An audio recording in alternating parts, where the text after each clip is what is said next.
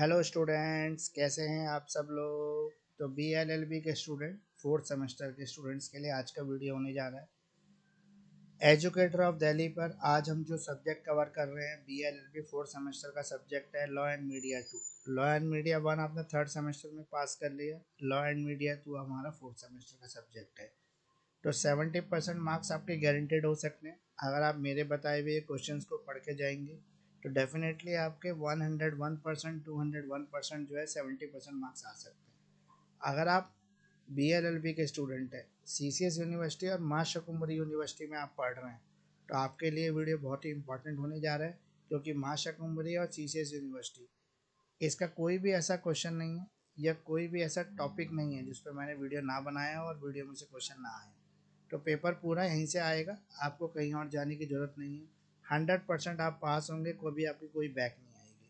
तो बैक से अगर आप बचना चाहते हैं, आप पास होना चाहते हैं, तो मेरे बताए हुए क्वेश्चंस के आंसर बढ़िया तरीके से तैयार कर लें। देखिए, क्वेश्चन ज़रूर मैं बताऊंगा आपको, क्वेश्चन मेरा बताया हुआ भी एग्जाम में आएगा। आप देखेंगे 80% तक पेपर जो है मेरे बताए हुए क्वेश्चन में से आ रखा है। चाहे पेपर कितना डिफिकल्ट क्यों ना हो, 50-60% तब भी कवर करेगा। लेकिन ये बात अलग है कि आउट ऑफ कोर्स ही आ जाए, आउट ऑफ कोर्स का कुछ नहीं कह सकता। लेकिन हाँ, पेपर कितना ही डिफिकल्ट सेट हो जाए, 50-60% आएगा ही आएगा। और अगर पेपर ट्रेंड पर आया, जैसे हमेशा आता है वैसे ही आया, तो 80-90% कवर करेगा। 70% की गारंटी मैं बीच में दे देता हूँ कि 70% हो गया। 80-90 नहीं कहता, 50-60 नहीं कहता। तो बीच में कहीं अगर हम देखें तो बीच में जो है ये वरी कर जाएगा, यानी कि 70%। तो अब हम बात करेंगे किसकी, अब हम बात करेंगे लॉ एंड मीडिया 2 की। तो लॉ एंड मीडिया का आज हम टॉपिक कवर कर रहे हैं। स्पेशल क्लासेस का अरेंजमेंट भी है हमारे पास हाउस वाइफ और वर्किंग स्टूडेंट्स के लिए। अगर आप हाउस वाइफ हैं, आप पढ़ाई के साथ साथ घर के काम को मैनेज कर रहे हैं, घर के काम के साथ साथ पढ़ाई को मैनेज कर रहे हैं, बच्चों को मैनेज कर रहे हैं, उनके एजुकेशन को मैनेज कर रहे हैं और अपनी भी पढ़ाई कर रहे हैं, तो आप बहुत बड़ा काम कर रहे हैं। और आपका जो काम है उसमें हमारा पूरा सहयोग आपके साथ है। तो स्पेशल क्लासेस भी है हमारे पास हाउस वाइफ के लिए। अगर आप वर्किंग स्टूडेंट हैं, आप पूरे दिन ऑफिस में रहते हैं, साथ साथ अपनी पढ़ाई भी कंटिन्यू कर रहे हैं, तो आपके लिए जो है हमारे पास लेट इवनिंग क्लासेस हैं, आप वहाँ पर हमसे क्लासेस ले सकते हैं। तो चलिए वीडियो को शुरू करते हैं। और B L L B fourth semester के लॉ एंड मीडिया 2 को आज हम कवर करेंगे। तो एजुकेटर ऑफ दिल्ली जो है लॉ एंड मीडिया 2, आज हम सब्जेक्ट कवर करने जा रहे हैं BLLB फोर्थ सेमेस्टर। मेरा नाम एडवोकेट मुकेश किरार है और मैं लॉ से जुड़े हुए एजुकेशनल वीडियो आपके बीच में लेके आता हूँ।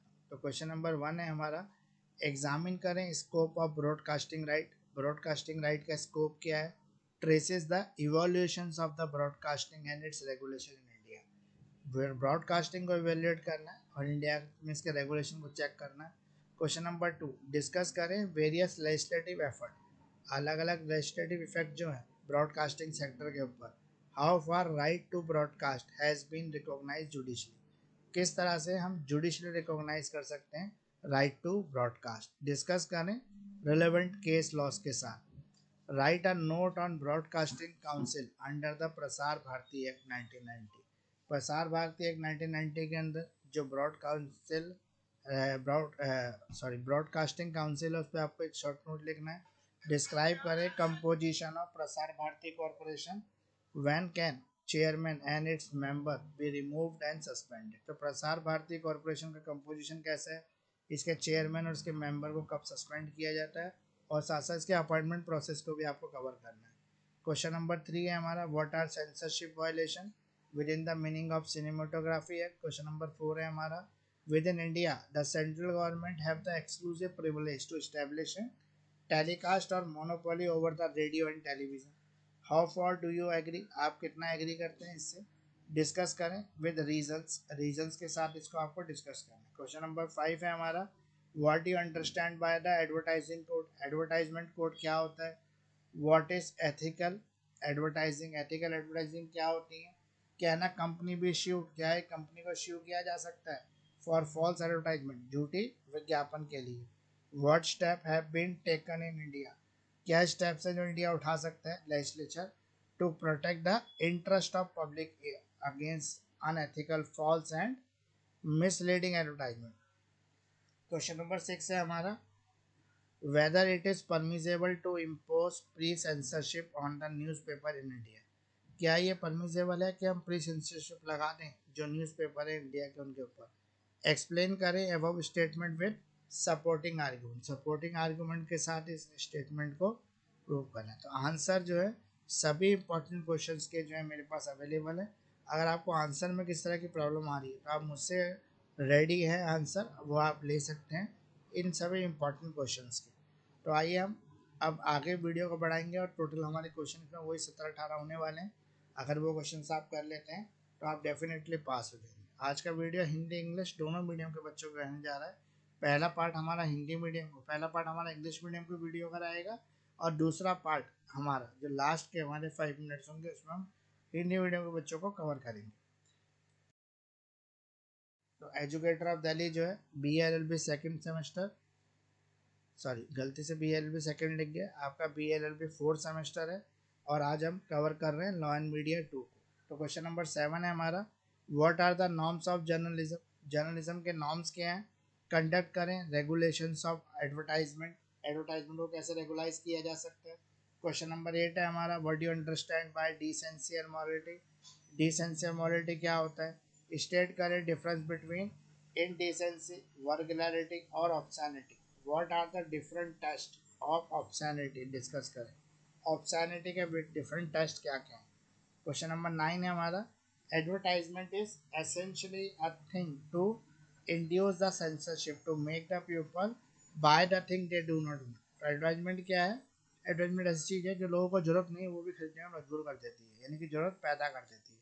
डिस्कस करें एडवर्टाइजिंग विद डिफरेंट काइंड, अलग अलग तरीके के एडवर्टाइजमेंट को यहाँ पे डिस्कस करना है आपको। क्वेश्चन नंबर 10 है, how are the commercial advertisement regulated in India? किस तरह से इंडिया में कमर्शियल एडवर्टाइजमेंट रेगुलेट होती है।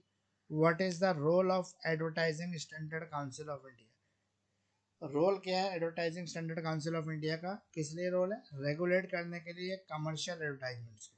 अब है अगला क्वेश्चन, इसी का ही पार्ट है, इस commercial advertisement covered with the concept of freedom of speech? क्या कमर्शियल एडवर्टाइजमेंट जो है कॉन्सेप्ट जो है हमारा फ्रीडम ऑफ स्पीच का उसको कवर करता है, एक्सप्रेशंस को कवर करता है? डिस्कस करें with reference to decided case, decided के साथ आपको यहाँ पे एक्सप्लेन करना है। क्वेश्चन नंबर 11 है हमारा, ethical issues in advertisement have always been in debate? Ethical issues जो है क्या हमेशा डिबेटेबल टॉपिक है? डिस्कस करें, क्रिटिकली एग्जामिन भी करना है इसको आपको। क्वेश्चन नंबर 12 में हमारा, what is concept and importance of media ethics? Concept क्या है यहाँ पे, मीडिया एथिक्स क्या होता है, उसकी इंपॉर्टेंस क्या क्या है? Discuss the various advertisement ethics in India, अलग अलग एडवर्टाइजमेंट एथिक्स जो है वो क्या है। क्वेश्चन नंबर 13 है, डिस्कस करें salient features of press council of India act 1970। Press council act जो है 1978 उसको आपको डिस्कस करना है इसके अंदर। और अगला इसी का पार्ट है, what are the functions of press council of India? Functions क्या है प्रेस काउंसिल के अप्रैल के अंदर 1978। अब है, what are the functions of press council of India? Press council of India के फंक्शन क्या है और actions can it take against the newspaper offending against the students of journalism and ethics? अब ये हो गए हमारे टोटल 13 क्वेश्चन कवर हो गए। ठीक है, वीडियो के नेक्स्ट पार्ट में चलते हैं और किस तरह के क्वेश्चन है यहाँ के हिंदी मीडियम क्वेश्चन है ये एक बार देख। तो एजुकेटर ऑफ दिल्ली जो है BLLB फोर्थ सेमेस्टर के लिए आज का वीडियो लेके आए। फोर्थ सेमेस्टर में जो पहला क्वेश्चन है वो है, write a short notes on, short note लिखना है आपको press commission of India, dummy advertisement और advertising standard council of India. ये हो गया आपके टोटल 14 क्वेश्चन। क्वेश्चन नंबर 15 है, एक्सप्लेन करें law relating to indecent representation.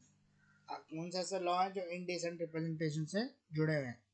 Question number 15 का ये अगला पार्ट है, राइट एन एसे, ऐसे लिखना है आपको, restriction impose on the radio and television so far as laws relating to defamation obscenity are concern.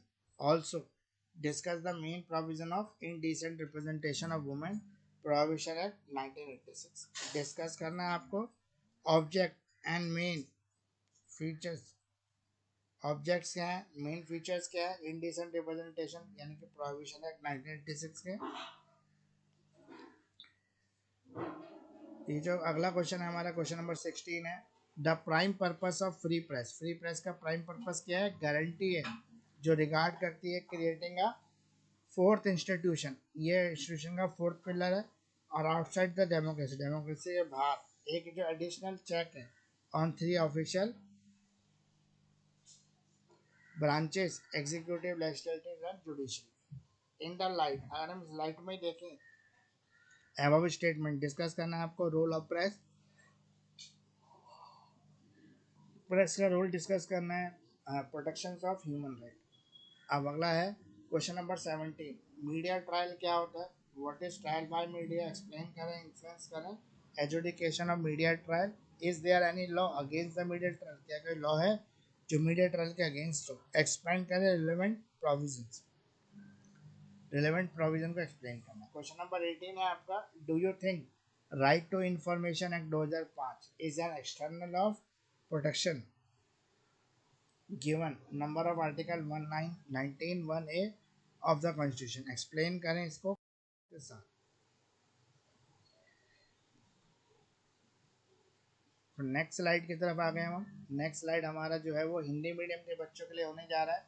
Hindi medium के बच्चों के लिए हमारा पहला क्वेश्चन है, प्रसारण अधिकारों के दायरों की जांच करें, भारत में प्रसारण और उसके विनिमय के विकास का पता लगाएं। दूसरा क्वेश्चन है हमारा, प्रसारण क्षेत्र में विभिन्न विधायी प्रभावों पर चर्चा करें, प्रसारण के अधिकार को न्यायिक रूप से किस हद तक मान्यता दी गई है और संबंधित केस लॉ पर भी चर्चा करना है। प्रसार भारती अधिनियम 1990 के तहत प्रसारण परिषद पर एक टिप्पणी लिखें।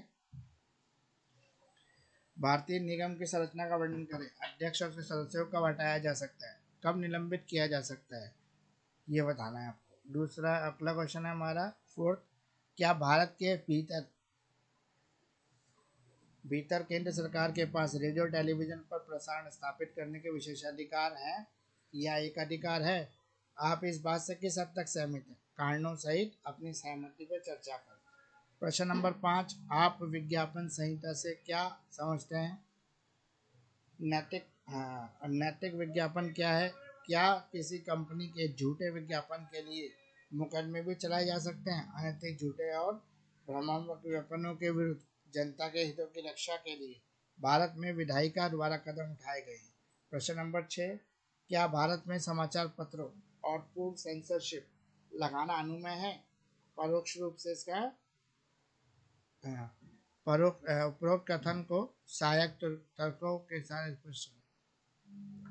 ये हो गए हमारे टोटल एक स्लाइड, टोटल क्वेश्चन हो गए हमारे 6 हिंदी मीडियम के लिए, और इंग्लिश मीडियम के लिए ऑलरेडी मैंने फर्स्ट पार्ट में बता दिए। अब हम सेकंड स्लाइड की तरफ चलेंगे। क्वेश्चन नंबर 7 से लेकर 13 है, विज्ञापन के नियमों में पत्रकारिता आचरण के क्या मापदंड? क्वेश्चन नंबर 8 है, आप शालीनता और नैतिकता से क्या समझते हैं? अश्लीलता, भद्दापन, अश्लीलता के बीच का अंतर स्पष्ट करें। अश्लीलता की जांच के लिए विभिन्न मापदंड क्या हैं? चर्चा करें। प्रश्न नंबर 9 है हमारा, विज्ञापन मूल रूप से लोगों को ऐसी चीजें खरीदने के लिए प्रेरित करने का एक माध्यम है जिन्हें उन्हें जरूरत नहीं होती। विज्ञापन के क्षेत्र में प्रकारों के संदर्भ में इस पर चर्चा करें। प्रश्न नंबर 10, भारत में वाणिज्यिक विज्ञापनों का नियमन कैसे किया जाता है? वाणिज्यिक विज्ञापनों के नियमन में advertising standard council of India की क्या भूमिका है? क्या वाणिज्यिक विज्ञापन वाक और अभिव्यक्ति की स्वतंत्रता की अवधारणा के अंतर्गत आते हैं? निर्णित मामलों के संदर्भ में चर्चा करें। प्रश्न नंबर 11 है, विज्ञापन में नैतिक मुद्दे हमेशा से ही बहस का विषय रहे हैं, चर्चा करें। साथ ही इनकी आलोचनात्मक समीक्षा भी करें। मीडिया नैतिकता की अवधारणा क्या महत्व है? भारत में विज्ञापन से संबंधित नैतिक सिद्धांतों पर चर्चा करें। प्रश्न नंबर 13 है हमारा, प्रेस काउंसिल ऑफ इंडिया अधिनियम 1978 की मुख्य विशेषताओं पर चर्चा करें। प्रेस काउंसिल ऑफ इंडिया के कार्य क्या है? पत्रकारिता की नैतिकता के मानकों का उल्लंघन करने वाली किसी किसी समाचार एजेंसी के बारे में आपको पूरा विस्तार से लिखना है। तो ये हमारे टोटल क्वेश्चन हो गए 13। उसके बाद अगला क्वेश्चन कौन सा है ये हम देखेंगे और नेक्स्ट स्लाइड तक चलेंगे। टोटल वही है, अब 18-19 क्वेश्चन रहने वाले हैं। तो BLLB 4th सेमेस्टर हम कवर कर रहे हैं। इन पर संक्षिप्त टिप्पणी लिखिए। इस पर आपको संक्षिप्त टिप्पणी लिखनी है। भारत का प्रेस आयोग, डमी विज्ञापन, भारतीय विज्ञापन मानक परिषद। प्रश्न नंबर 15 है, अश्लील चित्रण से संबंधित कानून की क्या व्याख्या कीजिए? कानून की व्याख्या कीजिए। प्रश्न है अगला, रेडियो टेलीविजन पर लगाए गए प्रतिबंधों पर निबंध लिखिए। जहाँ तक मानहानि अश्लीलता संबंधित कानूनों का संबंध है, साथ ही महिलाओं का अश्लील चित्रण अधिनियम 1986 के मुख्य प्रावधानों पर भी चर्चा कीजिए। साथ ही महिलाओं का अश्लील चित्रण 1986 के मुख्य प्रावधानों पर चर्चा कीजिए। अश्लील चित्रण यानी कि निषेध अधिनियम 1986 के उद्देश्य और मुख्य विशेषताओं पर चर्चा करता है। क्वेश्चन नंबर 16 हमारा, स्वतंत्र प्रेस की गारंटी का मुख्य उद्देश्य सरकार के बाहर एक चौथी संस्था का निर्माण करना माना जाता है, जो सरकार के तीन उपयुक्त कथन के आलोक में मानवाधिकारों के संरक्षण में प्रेस की भूमिका पर चर्चा करें। क्वेश्चन नंबर 17 हमारा, मीडिया ट्रायल क्या होता है? मीडिया ट्रायल का निर्णायकर्ता पर पड़ने वाला प्रभाव बताइए। और 18 प्रश्न नंबर 18, क्या आपको लगता है कि सूचना का अधिकार अधिनियम 2005 संविधान के अनुच्छेद नंबर 19(1)(2) के अंतर्गत किसी संरक्षण का ही एक विस्तार है? इसे विभिन्न केस लॉस और की सहायता से स्पष्ट से समझा जा सकता है। ये हमारे टोटल हो गए प्रश्न नंबर 18 तक कवर, यानी कि हमारे हिंदी मीडियम के इंग्लिश मीडियम के दोनों क्वेश्चन कवर हो चुके। अब हम इसको एंड की तरफ चलेंगे। एजुकेटर ऑफ दिल्ली जो है BLLB 4th semester law and media 2 का आज पेपर होने जा रहा है, जो आपके लिए काफ़ी इंपॉर्टेंट क्वेश्चन रहता है और लगभग इसी में से पेपर पूरा आ जाएगा। तो अगर आपने अभी तक भी मेरे चैनल को लाइक नहीं किया, सब्सक्राइब नहीं किया, तो लाइक और सब्सक्राइब कर दें और शेयर जरूर करें जितने भी आपके पॉसिबल व्हाट्सएप। किसी भी तरह की और इन्फॉर्मेशन के लिए आप मुझसे पर्सनली कांटेक्ट भी कर सकते हो। आप मुझे फॉलो बैक भी दे सकते हो। इंस्टाग्राम और फेसबुक पे मेरा आईडी है एजुकेटर दिल्ली के नाम से।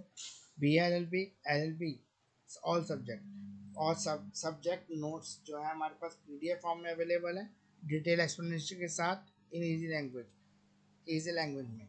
अगर आपको वीडियो लेक्चर चाहिए या असाइनमेंट चाहिए तो आप मुझे कॉल और मैसेज कर सकते हैं। मेरा नंबर है 9811948855। आपको वीडियो कैसा लगा ये कमेंट करके जरूर बताएं और साथ साथ हमें भी मोटिवेट करें, इंस्पिरेशन दें, ताकि हम और वीडियो आपके लिए बना सकें। तो आइए वीडियो को कंप्लीट करते हैं। आज का सेशन यहीं पे कंप्लीट है।